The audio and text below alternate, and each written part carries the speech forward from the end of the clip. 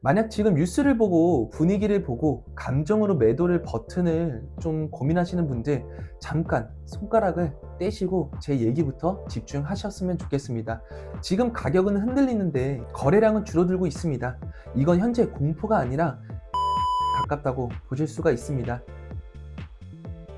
지금 비트코인 시장에서 가장 위험한 사람은 손실날 사람이 아닙니다. 탈출을 고민하고 있는 사람인데요. 차트를 알려주는 선생, 차 선생입니다. 2주 전에 제 영상 시청하신 분들은 대응을 하셨을 거라고 생각을 하고 있습니다. 저번 영상에서 비트코인이 75K까지 붕괴된다는 영상을 찍어 드렸었는데요. 그 영상을 올린 후에 지금 어제 날짜 차트 기준으로 비트코인은 74K까지 하락을 하며 오늘 소폭 반등을 좀 해주었습니다. 지금 이 영상을 시청하신 분들은 지금 자리에서부터 어떻게 해야 할지 명확하게 제가 말씀을 드리겠습니다. 이 내용을 알고 시청을 하시면 이번 하락에 대한 이해가 조금 생기실 거라고 생각을 합니다. 케빈 워시라는 인물이 등장하면서부터 시장에 대한 분위기가 바뀌기 시작했습니다. 케빈 워시라는 인물은 금리 인상을 추구하는 인물이었습니다. 하지만 트럼프 대통령을 만나면서부터 갑자기 태도를 바꾸기 시작을 했는데요. 이 금리를 인하하겠다 했지만 시장이 위험하면 언제든지 다시 금리를 인상할 것이라는 태도를 보이면서부터 달러 가격이 상승을 하기 시작을 했습니다. 지금 달러 가치가 올라가면서 주말 사이에 금이랑 은 가치는 폭락을 피하지 못했습니다. 결국은 시장은 그 얘기를 결국엔 금리 인하가 빨리 일어나지 않을 거야 라는 생각을 가지기 시작을 했는데요. 유동성이 회수되는 구간이라고 보셔도 됩니다. 두 번째로는 엔캐리 트레이드 청산에 문제가 있었습니다.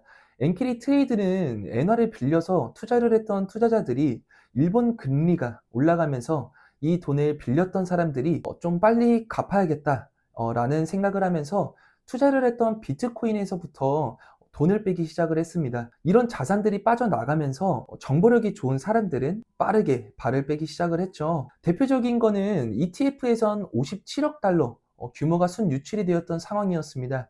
우리 돈으로 보면 아마 8조가 넘는 수준이죠. 그래서 이번 주말 사이에 80K가 깨지고 나서 반등이 없던 이유도 밑에서 이 매수를 받쳐주는 주체가 없기 때문에 팔기만 하면 그대로 떨어지기 마련이었던 상황이었습니다. 지금부터 가장 중요한 내용이니 영상을 꼭 집중해 주시길 바라겠습니다. 요즘 시장이 제일 위험한 이유가 뭔지 아시나요? 폭락을 해서 아닙니다. 정말 어중간하기 때문인데요. 이 오를 것 같기도 않고 떨어질 것 같지도 않은데 이 구간에서 대부분 가장 안 좋은 선택을 하기 마련입니다. 대신 이 자리에서 어떤 행동을 하면 안 되는지 딱 그 기준만 정해서 말씀을 드릴게요. 만약 지금 뉴스를 보고 분위기를 보고 감정으로 매도를 버튼을 좀 고민하시는 분들, 잠깐 손가락을 떼시고 제 얘기부터 집중하셨으면 좋겠습니다. 딱 이 기준만 확인하고 결정을 하시길 바라겠습니다. 차트를 보면서 말씀을 드리겠습니다.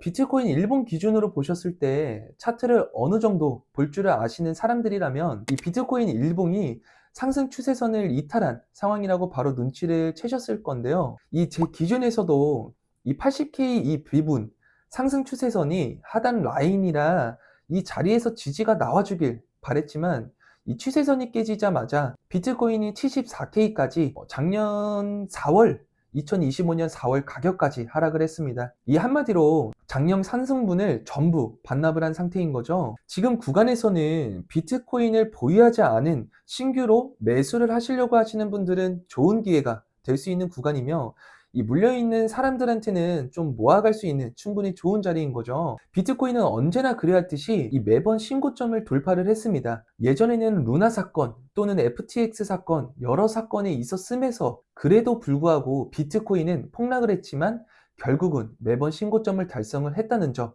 여러분은 잃고 있으면 안 되는 부분입니다. 지금 기준에서 상승의 추세로 확실히 바꾸기 위해서는 비트코인이 81K까지 부근 상승 채널로 다시 들어가면서 거래량이 받쳐주는 무빙이 꼭 나와야 합니다. 제 예상은 하지만 이 81K 부근 가기 전에 한 차례 더 저항을 맞을 것 같다는 예상을 하고 있는데요. 저항을 맞은다고 하면 70K 아래로 떨어지는 무빙이 나온 후에 차트가 이런 식으로 좀 흘러갈 수 있을 것 같다라고 예상을 하고는 있습니다. 그렇다면 정말 마지노선, 손절 라인은 비트코인의 66K까지 밑으로 하락을 한다면 그땐 매도 버튼을 눌러야 하나 싶을 정도의 구간에 들어설 수 있다고 생각을 하고 있습니다. 저는 이 66K 밑으로까지 이제 비트코인이 모아갈 것이면서 이 비트코인의 본질적인 것을 알고 있기 때문에 이 비본질적인 가격만 보고는 흔들리지 않습니다. 현재 이 구간만 지나면 시장은 다시 언제 폭락을 했냐는 듯이 조금씩 회복을 하기 시작을 할 것이라고 저는 생각이 되는데요. 제가 생각하는 비트코인의 본질을 좀 한 문장으로 좀 정리를 하자면, 비트코인은 국가도 기업도 누구도 마음대로 바꿀 수 없는 돈이라고 생각을 하고 있습니다. 그래서 가격이 오르고 내리냐는 이 부차적인 핵심이 될 수 있습니다. 이게 왜 본질을 생각을 하는 이유는 신뢰를 사람이 아니라 규칙에 둔 최초의 화폐이기 때문입니다. 우리가 쓰는 돈은 중앙은행, 정부 정책 이걸 믿어야 하지만 이 유지가 가능합니다. 근데 비트코인은 완벽히 다르죠.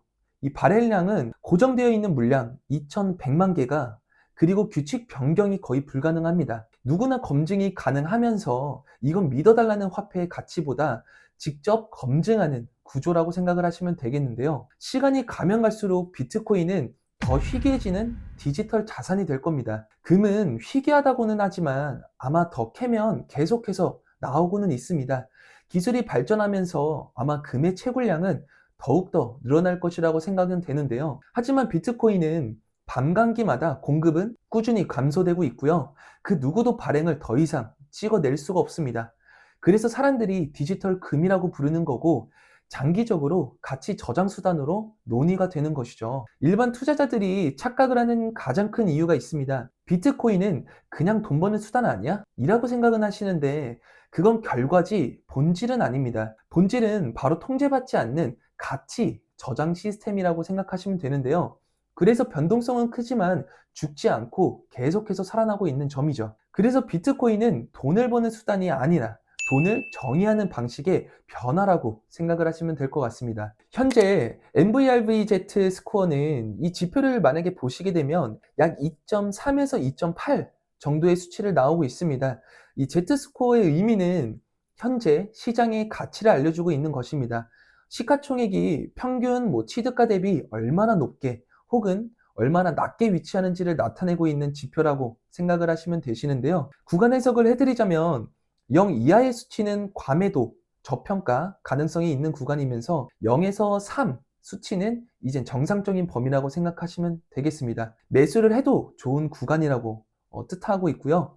3 이상의 수치가 나오면 이 과열 구간이다 보니까 수익을 실현해도 되는 구간이라고 생각을 하시면 됩니다. 만일 이 수치가 7 이상까지 올라가게 된다면 아마 역사적인 고점을 가르치고 있습니다. 이 값 자체는 폭락 직전이다 또는 지금 당장 매수 타이밍입니다 라고는 말해주진 않습니다. 하지만 적어도 지금 시장은 극단적인 불안이나 이 과열로 치닫는 구간은 아니다 라고 신호를 읽을 수가 있겠는데요. 현 구간에서부터 이 세력들은 또다시 매집을 하기 시작할 것입니다. 상대적으로 개인 투자자들의 심리는 많이 흔들릴 수밖에 없는 구간에 들어왔기 때문에 심리적으로 압박이 있을 거라고 생각은 하고 있고요. 저는 이 비트코인이 75K까지 밑으로 한 번 더 하락을 하면 추가 매수를 계획을 가지고 있습니다. 이 항상 위든 아래든 방향성을 열고 있어야 되기 때문에 상승 추세가 나오려면 거의 81K까지 거래량과 같이 동반하면서 돌파를 꼭 해줘야 되는 부분이고요. 전 저만의 기준이 있기 때문에 사실 비트코인의 하락을 해도 흔들리지는 않습니다. 이거 하나만 보셔도 탈출을 고민해야 할 사람과 버텨야 될 사람이 충분하게 갈리고 있습니다. 지지선 위에서의 불안 매도는 가장 비싼 수업료라고 할 수가 있겠는데요. 지금 가격은 흔들리는데 거래량은 줄어들고 있습니다. 이건 현재 공포가 아니라 광망에 가깝다고 보실 수가 있습니다. 시장은 진짜로 끝나려면 구조가 먼저 무너져야 됩니다. 고점은 낮아지고 저점이 무너질 때 그때는 고민이 아니라 아마 정리의 영역이라고 할 수가 있겠습니다. 근데 하지만 지금은 그 단계가 아닙니다. 시장은 틀린 방향으로 이 도망칠 위험이 가장 큰 구간이라고 생각할 수 있겠는데요. 오늘 영상에서는 탈출을 해야 하는지보다 언제까지 좀 버텨야 된다는 말씀을 드렸던 거고요. 다음 영상에서부터는 많은 분들이 궁금해 하시는 도대체 그러면 언제 정리를 해야 하는가에 따라서 이거를 차트로 쫙 펼쳐보도록 하겠습니다. 지금까지 시청해주셔서 감사하고요. 차 선생의 좋아요, 구독 꼭 잊지 않았으면 좋겠습니다. 감사합니다.